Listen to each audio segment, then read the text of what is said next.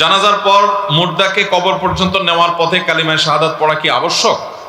আমাদের দেশে বেশিরভাগ মানুষই লাশ কাঁধে করে যখন কবরের দিকে নিয়ে যায় খাটিয়া, তখন কালিমায়ে শাহাদাটা পাঠ করাটাকে আমরা এই সময়ের করণীয় আমল বা আবশ্যক মনে করি। সবাই মুখে আশহাদু আল্লা ইলাহা ইল্লাল্লাহ ওয়া আশহাদু আন্না মুহাম্মাদান আবদুহু ওয়া রাসূলুহু কালিমায়ে শাহাদা পাঠ করেন এবং আরো বিভিন্ন দোয়া দরুদ পাঠ করেন।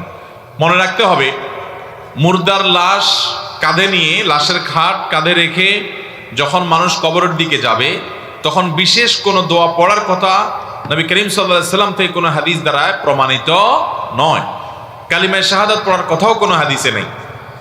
যদি কেউ পড়েন একান্ত এই জায়গা থেকে যে তিনি এই লাশটা নিয়ে যাচ্ছে কবরের দিকে, আল্লাহর কথা তার স্মরণ হয়েছে, তিনি তার ঈমানকে নবায়ন করার জন্য কালিমায়ে শাহাদা পাঠ করেছেন, এটা তো বিচ্ছিন্ন ব্যাপার, তার ব্যাপার। অন্য সময় কালিমায়ে শাহাদা পাঠ করা যায়, সেই হিসাবে পড়লেন। কিন্তু এই লাশ যখন লাশের খাটিয়া যখন বহন করা হয়, তখন কালিমায়ে শাহাদা পাঠ করতে হয়, এই বিশ্বাস রেখে তিনি এটা করবেন না। কারণ এরকমটি হাদিসে আসে নাই। যেটা হাদিসে নির্দেশ দেওয়া হয় না, ওইটাকে হাদিসের নির্দেশ মনে করলে, ইসলামের নির্দেশ মনে করলে সেটা বিদআতে পর্যবসিত হতে পারে।